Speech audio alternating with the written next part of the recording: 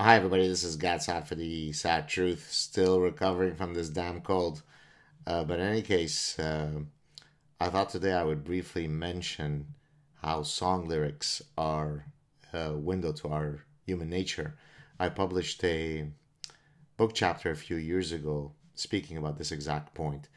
But more fully, I discuss this issue in two of my books, in the evolutionary bases of consumption and in the consuming instinct, what juicy burgers, Ferraris, pornography, and gift giving reveal about human nature.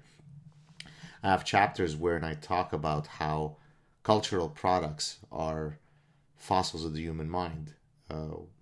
If you're a paleontologist and you want to study the phylogenetic history of a species, you go out and you look at skeletal remains, you look at fossils, and you reconstruct the evolutionary history of the species.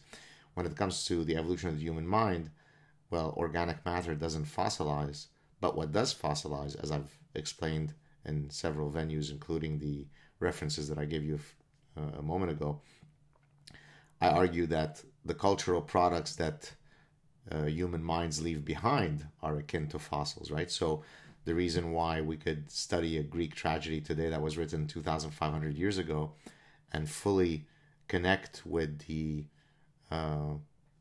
plot line is precisely because the author of that particular piece, the fact that he might have lived several thousand years ago in a completely different time, completely different culture, still speaks to a set of universal themes that were equally valid during his time as they are today.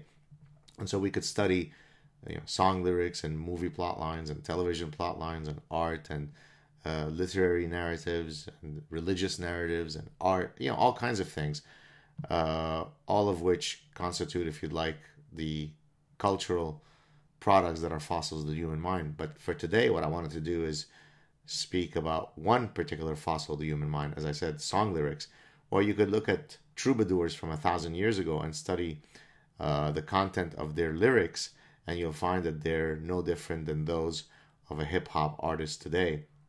Not so much in the, specific lyrical style or the words that are used or the musical genre, but there are certain universal themes that transcend cultural context, linguistic heritage, the things that men sing about when they're singing about women and the things that women sing about when they sing about men really is a wonderful arena from which to study the evolution of the human mind.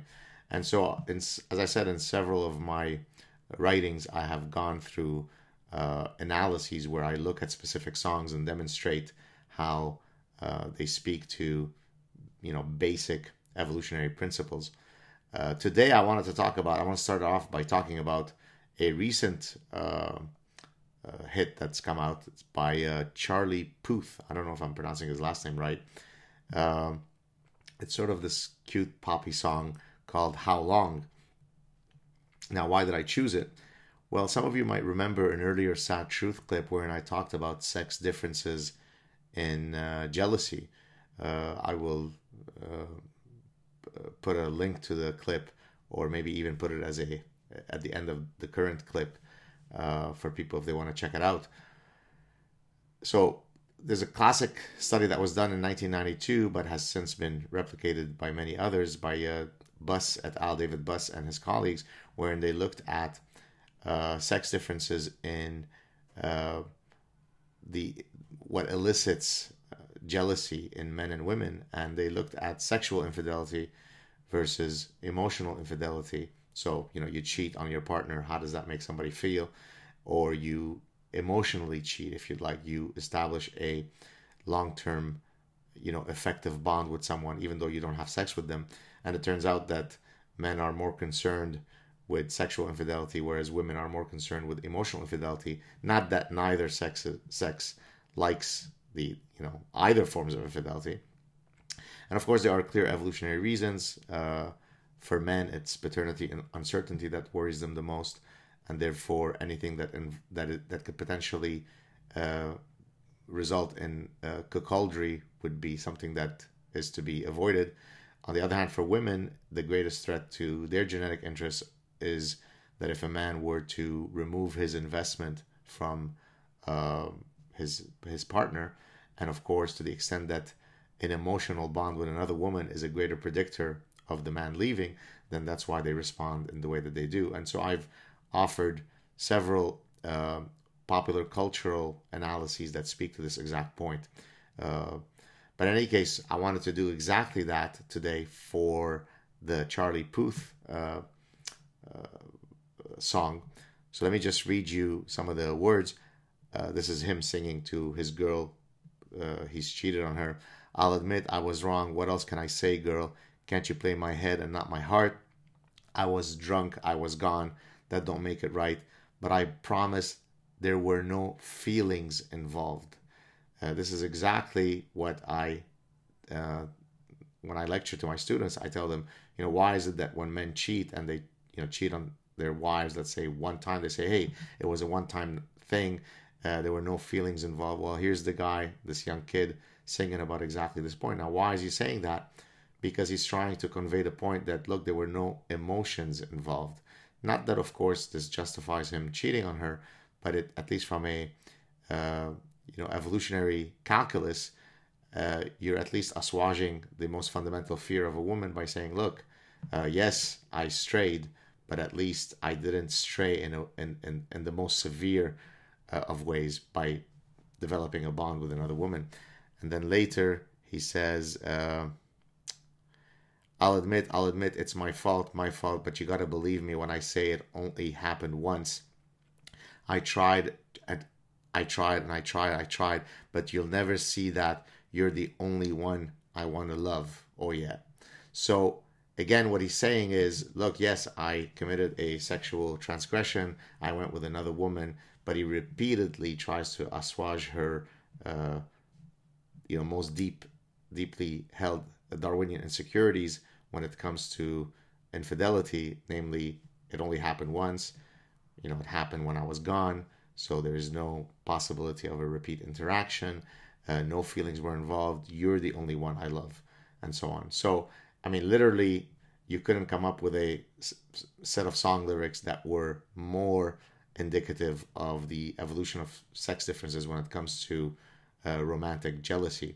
And I thought I would also mention a few others here. So in my course, I discuss a bunch of songs to demonstrate, for example, how men are the ones who sing about, hey, I've got all the resources, I'll give you everything you want, come with me.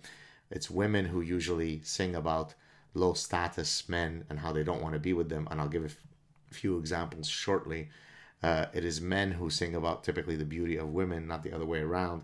And when it comes to, say, for example, certain sexual dynamics that differ across the sexes, again, song lyrics are a wonderful medium from which to study some of these evolutionary dynamics. Let me just mention a few.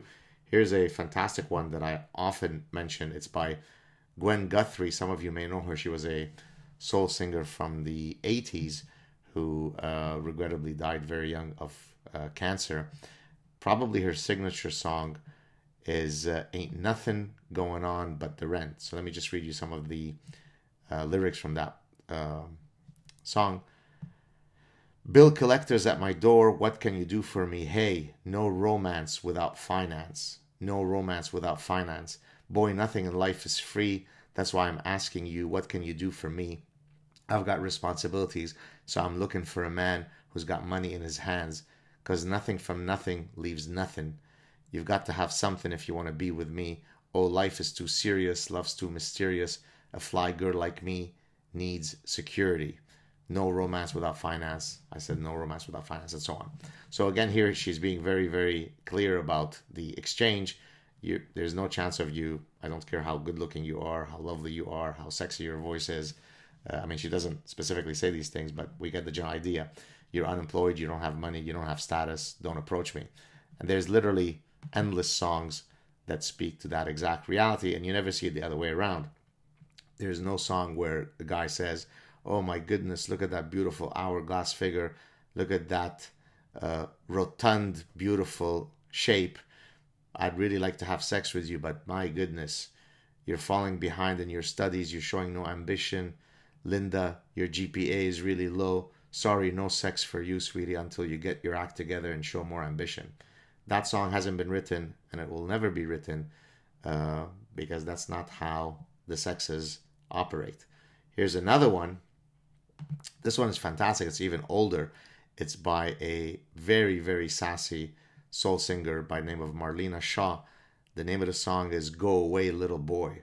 I mean, you couldn't be any more emasculating to a man than to lower his status from being a man to becoming a little boy. She basically says here, I'll just read a few lines. Let's see. Where is it? I can't find it. But basically, she's saying, look, you've lost your job. You're showing no ambition. You're not going out there to get back in the job market. Go away, little boy, right? Until you demonstrate that you can ascend the social hierarchy. You've been demoted from general to private. You've been demoted from being a man to being a little boy. Here's another song that I think, again, speaks to some wonderful evolutionary ideas. This is a country music song in the 70s by Mickey Gilley. And the title of the song is Don't the Girls All Get Prettier at Closing Time? As a matter of fact, there was a psychological study that actually tested this. Let me just read you some of the lyrics. I'm assuming the lyrics here. I don't know the song too well. I mean, I've heard it before, but I'm getting this from a song lyrics database. So the girls all get prettier at closing time. They all begin to look like movie stars. The girls all get prettier at closing time. When the change starts taking place, it puts a glow on my every face of the falling angels at the backstreet bars. Now watch this. If I could rate them on a scale from 1 to 10, I'm looking for a 9, but 8 would slip right in. A few more drinks and I might slip to a 4, a 5, or even a 4. But when tomorrow morning comes and I wake up with a number 1, I'll swear I'll never do it again. The girls all get prettier at closing time. They all begin to look like movie stars and so on. So what he's basically saying is that, men might start with the aspiration of, mating with a supremely beautiful woman early in the evening. But as the looming loneliness approaches, and he realizes that he might not get a woman, at his aspirational level, then he's willing to relax the threshold of acceptance. Well, that mechanism of relaxing the threshold of acceptance is exactly what you would expect from an evolutionary perspective. Parental investment theory says that the minimal obligatory parental investment of the two sexes is different.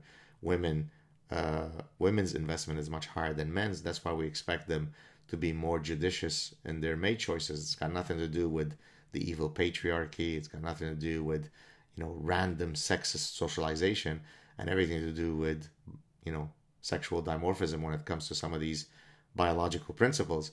This is sort of fundamental evolutionary psychology and evolutionary biology 101.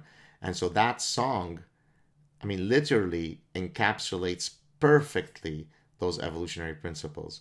That it's not by coincidence that the song wasn't sang by Dolly Parton, where she said, "Don't all the men get more handsome at closing time?" Because again, the cost, the looming cost of making a suboptimal mate choice for a woman are much greater than they are to a man. And so her willingness to relax her threshold of acceptance is much less likely to occur than it is for a man. So these are just some of the ways by which you could take the most fundamental evolutionary principles that are universal not only across human cultures, but are actually found across endless species, and you can demonstrate how they manifest themselves in the context of song lyrics. There you have it, the extraordinary explanatory power of evolutionary psychology, in this case demonstrated through the power of the songs that we love. Wish you all a good weekend. Talk to you soon. Cheers.